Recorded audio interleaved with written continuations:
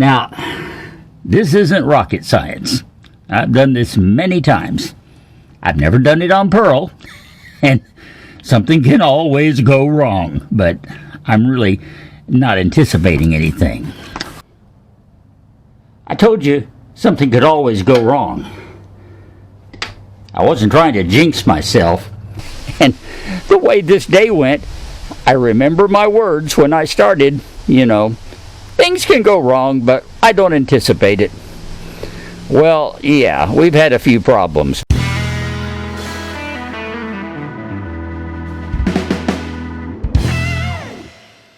Welcome back, my Gnomies, to the MT and me. Still working on a dipstick tube. But I've got to thank a lot of you for commenting this last week on the video. Lots of great suggestions coming in. One, take the pump off or leave the manual fuel pump off. Put a plate over that. Use an electric pump, which is still a possibility because Pearl does have an electric pump. We established that, some months ago, tracing it down. Haven't exactly tested it out yet, but even if we had to replace it, we could put an inline fuel pump and take care of the problem here. All right, so that remains a possibility and a great suggestion. Thank you so much. Also, a suggestion to get a pipe bender because they're real cheap. Apparently, I can buy one for about $7 in Canada. I guess that's Canadian dollars too. And yeah, they're just a little bit more that I priced around here in the southern part of the United States. So yeah, I can do that too. It's kind of lazy, and I won't use one that much. Is the only reason I really haven't run out and bought one yet.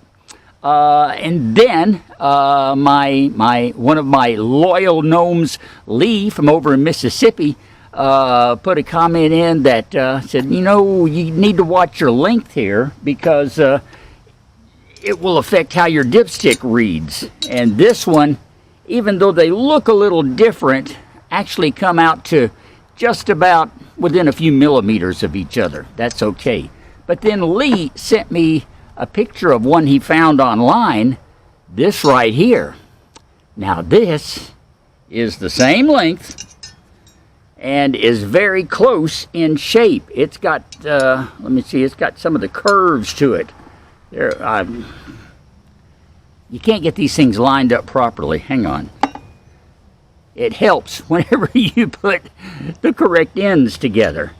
And so, see, very similar. This one doesn't curve as much at the top, but I think we could work around that if this bottom curve will fit. And that looks really close. So we're going to give it a try today. And maybe even experiment some more with this one, because I'm still thinking if I could just make a minute adjustment here on the bottom some way, I could get this to work too. And it does have the top curve in it just right. So we've got some more testing to do, see what fits, including this new one. We're going to try it first here on the MT and Me.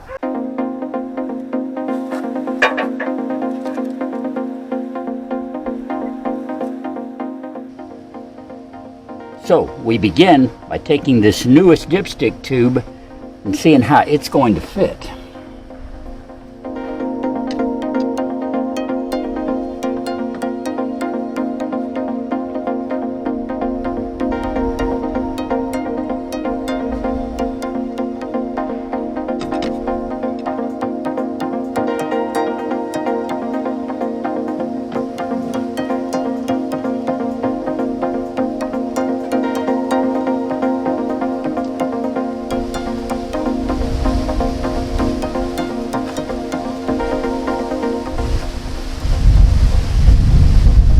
Okay, it looks like I can still see a shadow back there where it's covering that area. That gets worse when you turn it that way.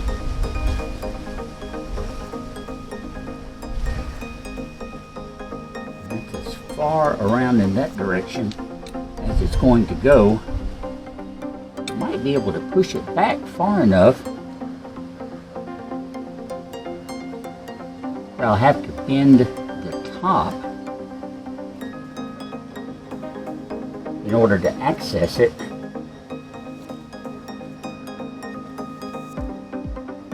Oh, that's a snug fit too.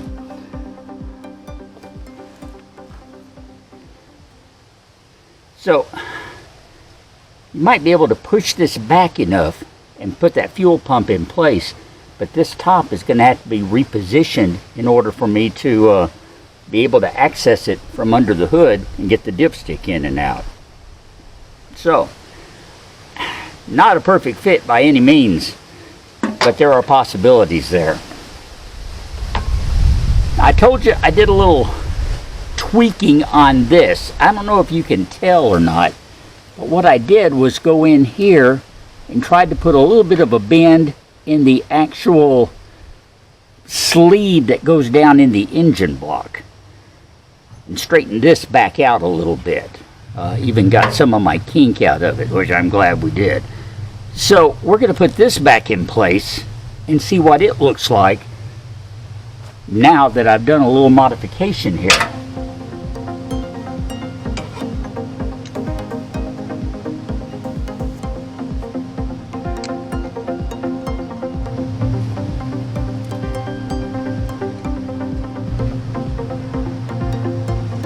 You know what? That is looking a lot better. With a little persuasion. Let's see if this pump is going to fit in place.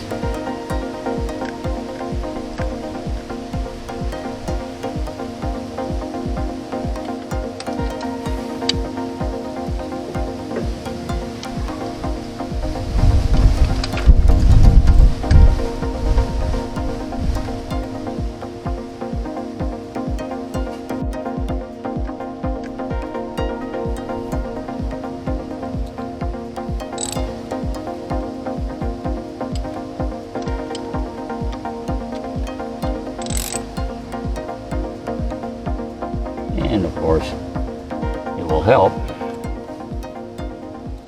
if my sockets go in the right direction.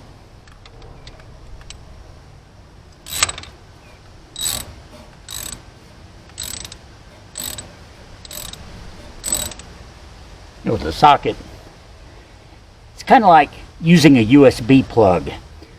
There's a 50% chance of going either way. So you got a 50-50 chance of it being correct or incorrect, but it also seems that you have a 100% chance that you will have it in the wrong position the first time. I'm not sure if that math works out. That's just the way it seems. Know what I mean? Well, socket wrenches are a lot like that too.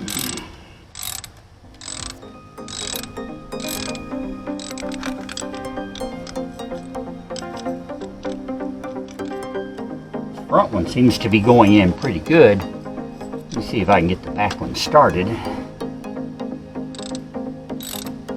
we'll see how it does.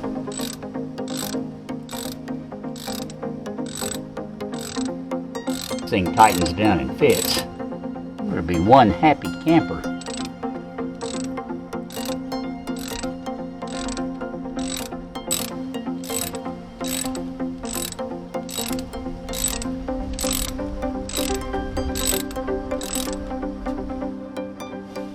I don't want to count chickens early, but this seems to be tightening up. As I pointed out in last week's video, I can't see the back side, so I have to go strictly by feel. I believe I just got it snugged down. If that's the case.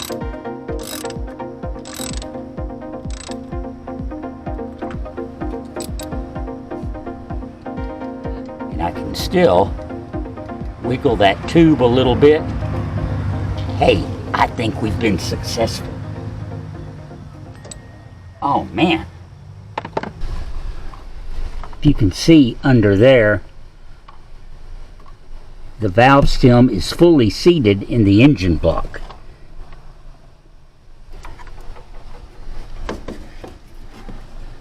next thing to notice is that this is firmly attached, and the stem itself can be moved around a little bit, but not much.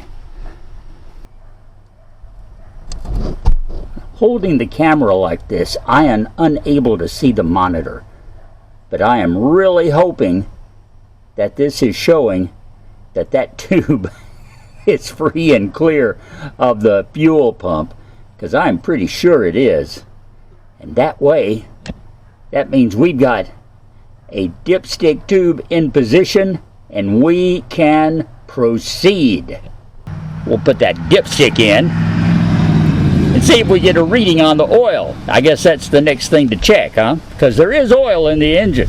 I need to change it, but there's oil in there. Let's see what it looks like.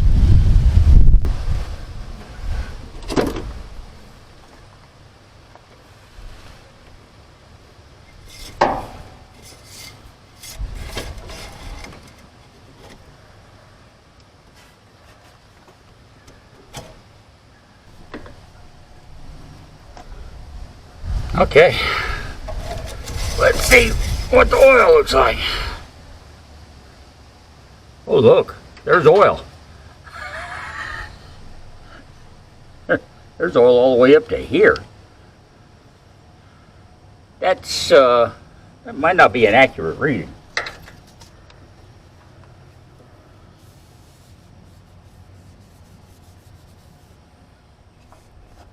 Okay, right here is full. Yeah, full and add, so full. Okay, so that's full about, I don't know, maybe what, 5 inches? Let's try this again.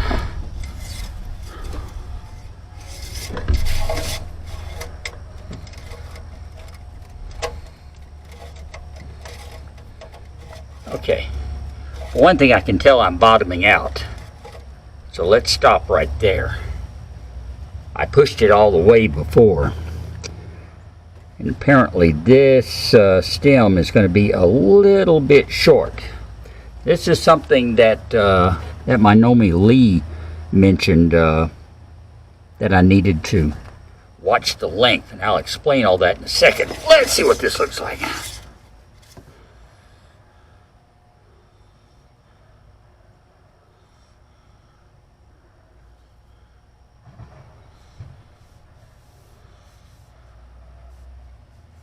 It's a little above full, but you know what? I'm going to call it full. So we have oil, and it doesn't look bad on the dipstick. It goes in and out smoothly. If I stop right there and don't push it any further, I think I'll get an accurate reading.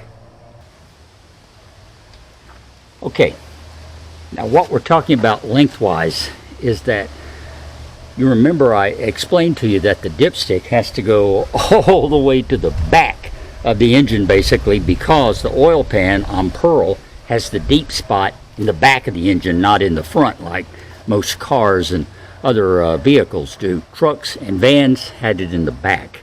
So that's the reason we have this really long dipstick. Well, if you push it all the way down and lock it in the top of this tube, apparently that pushes it a little too far. And the dipstick is flexible enough that all it does is just lay down basically in the oil. It'll bend, but that gives you an inaccurate reading. It shows you it's having more oil than you should. And that's the reason the first time I pulled it out, I knew something was wrong, because there was oil halfway up the dipstick, and that you don't get a reading like that. The engine won't hold that much oil. It'd be way overfilled, and that's not the case.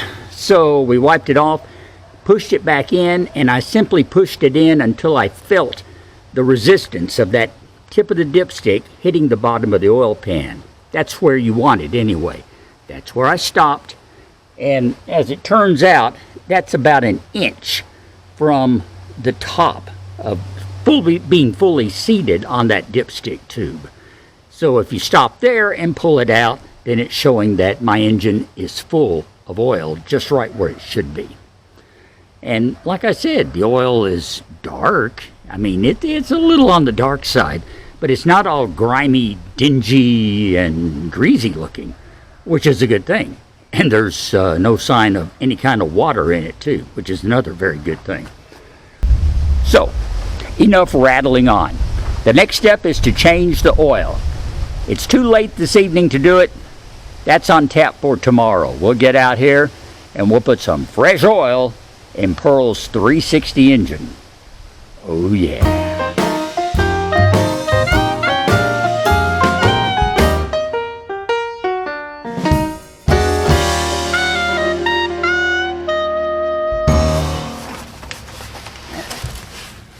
Welcome back, my Gnomies. Next day now, and it's a beautiful day to be under Pearl. I say that because it's a little on the rainy side, and at least under here, I'm not getting wet. And that means we can still go ahead with our idea of draining the oil pan and getting it all changed out. Yeah, since we have the new dipstick tube installed, the dipstick is working, it's time to change the oil so we can proceed with the engine work on Pearl. Now, this isn't rocket science. I've done this many times. I've never done it on Pearl, and something can always go wrong, but I'm really not anticipating anything. We have a 7/8 inch socket. The target is right up here. So, what do you say we do this? Alright, we got our pan here to catch the oil. We got a rag because I will need a rag before it's over with.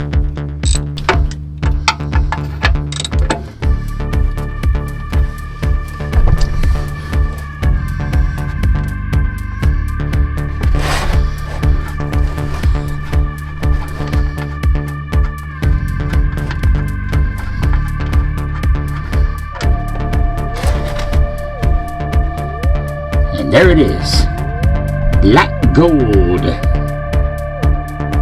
as they called it on the Beverly Hillbillies. This is the exciting part, watching all the oil run out.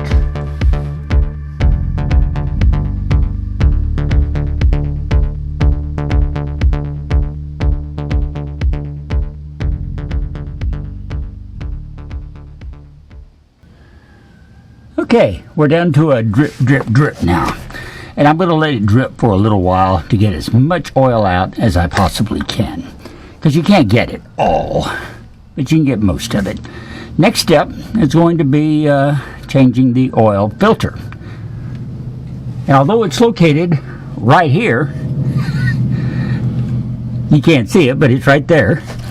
It'll be a lot easier to get to from topside. So, going up, and here we are in the cab. Fortunately, we're kind of between rain showers here, so maybe I won't get wet because I'm got my head stuck in the door, the rest of me stuck outside. We have the oil filter wrench. Let's get it on there. Let's see, always put these on backwards, so we want to tighten that way. So we want to unscrew it this way. Alright, so we want to go on like that. And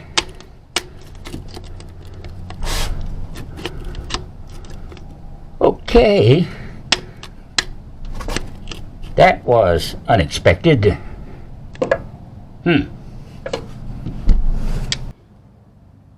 I told you something could always go wrong. I wasn't trying to jinx myself, but apparently I don't have the right size filter wrench. There are different sizes. This is the replacement filter. It's the same size, it's a short filter, but it's the same size as the other one. And as you can see here, that wrench is not going to go over it. So, rather than wait and find the proper wrench, which I will buy later on because I hope to be changing Pearl's oil many times in the future, and I'm going to need the right wrench. But for today, there's a quick and dirty way to do this. Not necessarily quick, but it's guaranteed to be dirty. I think that's what we're going to try. It involves a hammer and a big screwdriver. So let's go for it and see what we can do here.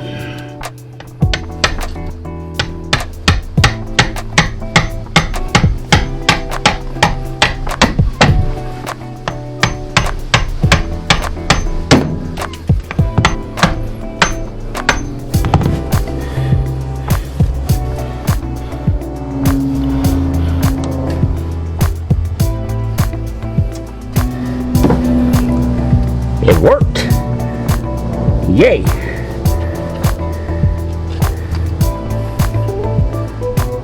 Nice oily screwdriver. Okay. Now, let's get a rag.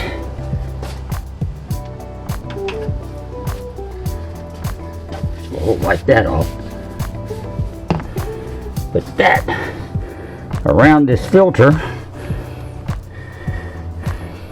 so I can unscrew it and get it off of there without having oil go everywhere. Maybe, because I just punched a big hole in the side of the filter. There we are. Okay.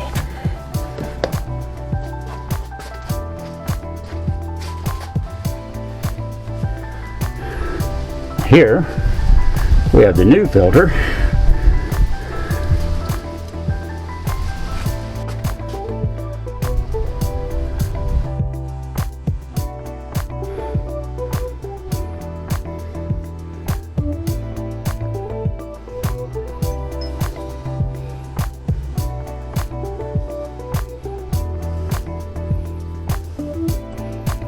Okay.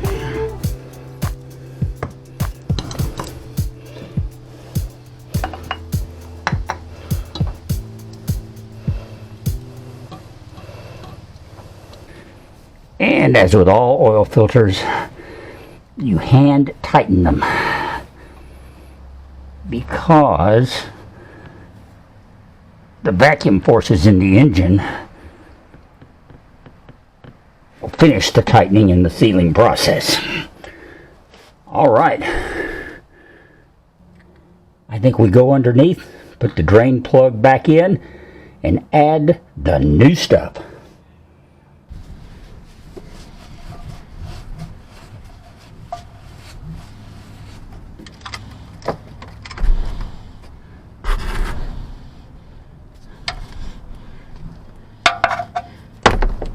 Oh, great. Let's just drop it in the oil. Okay. So we get to clean this off again. Hang on a second. Let's wipe this off again. See if we can put it in this time without dropping it.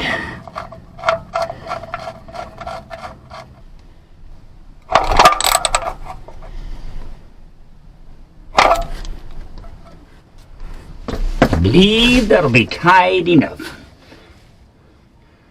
All I can say is it's a good thing we're not going to be starting Pearl up in the very near future, because changing that filter, I got oil all over the exhaust pipe here. So that would be a smoky mess. But we don't have to worry about that. What we have to worry about now is getting back topside and getting some fresh oil in this beauty. So just for the record, here's the oil that came out.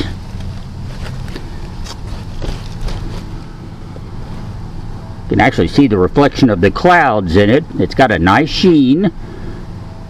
It is very, very dark. But it doesn't have that dingy, greasy texture to it. So yeah, it was time to change the oil, definitely. But I'm also very optimistic that this oil was not past its prime, which is a good thing.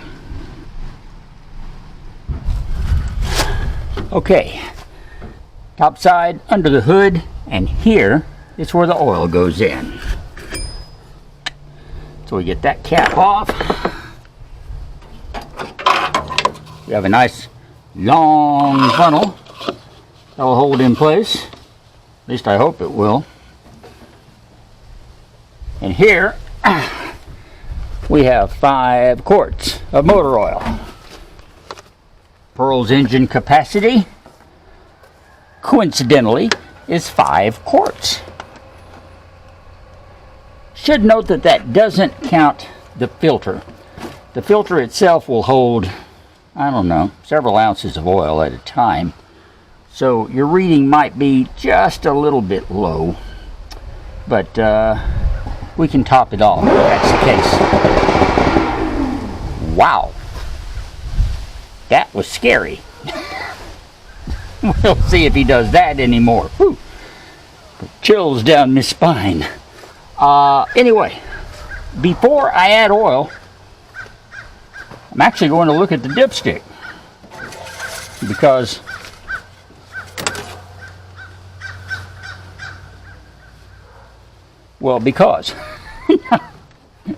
the dipstick, of course, should read clean, and it will if I can ever get it back in the brand new shiny dipstick tube that I have on here. Alright, that bottomed out, and oh look, we have no oil whatsoever. Well, I guess it's time to do something about that.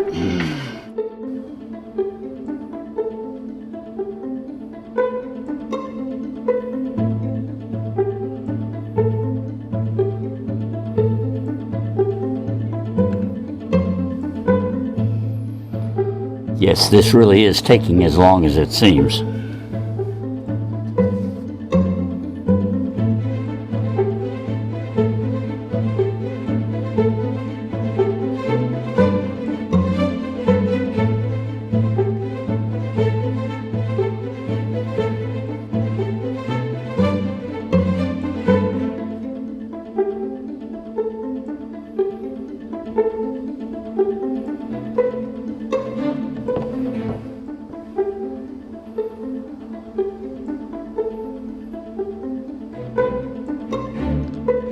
The last drop.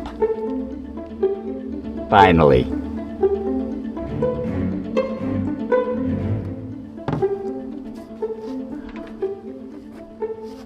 Okay, note to self. Get a larger bowl, wider body funnel before the next oil change. And maybe it won't take 15 minutes. And next, let's check our oil level. Since we have this shiny new dipstick tube that I can't stop talking about. Okay, that should be about right. And oh yeah, it's reading right up to the full mark. Beautiful! And you see, it's a lot cleaner than that other oil. You can, I'm sure with the camera, you really can't even see it on the dipstick. That's the difference between new motor oil, fresh motor oil, and motor oil that's, shall we say, traveled a few miles. All right. Okay. I think that's it. The only other thing I can think of is let's go back underneath. Let's get the flashlight and go under one more time, just to be sure we don't have any leaks around our oil filter, and more importantly, around the oil plug. Okay, looks good around the oil filter. Don't see any kind of seepage and no drips coming from the bottom of it. And it looks like we're good to go on the plug too. And thus concludes the changing of the oil in Pearl. It has been a long and arduous process. And I'm not just talking about today. I'm talking about from the original day, which was a little over 6 months ago, I believe, about 6.5 months ago, that I came out here to change Pearl's oil and the dipstick tube broke. It's been all that time, not exactly working on it constantly, but coming back to it a few times and trying to get it fixed. Finally got it fixed last week. And then we couldn't get the new tube fitted. Finally got it fitted this week. So at long last, after 6.5 months, Pearl has fresh oil. And the way this day went, I remember my words when I started, things can go wrong, but I don't anticipate it. Well, yeah, we've had a few problems, but you know what? We've handled it, because that's what we do here on the MT and Me. I think I've said that before. Anyway, that's going to be it for today. Thank you for experiencing this saga of changing the oil with me. I feel like I should write it. It's almost like a Viking adventure, to document this for future generations to come. I guess I am, really, here on YouTube, aren't I? Wow. Have to think about that one. In the meantime, thank you for documenting it with me. Your support is so important. Your tips and ideas have been invaluable this week. Based on last week's video, I had so many people comment and give me ideas, and I thank each and every one of you. Keep them coming. I love to hear what you're thinking, and it really does help me out. So, comment below. Get the message to me one way or the other, and give me the thumbs up. There we are. I couldn't find my hand is all greasy, oily. I'm actually holding the camera here with a rag around it, so it's a little shaky because it keeps slipping, but I don't want to get motor oil all over my camera off my hands. So anyway, like I said, thumbs up please, like, share, subscribe if you haven't already. Down below you find links to buy me a coffee, a link to the mtandme.com, and the address of our Facebook page too, so you can follow along. Join us each and every Sunday right here for more developments as we really start making some progress now on Pearl here on the MT and Me. Thank you, my Gnomies. I love you so much. I appreciate you, and we'll talk later.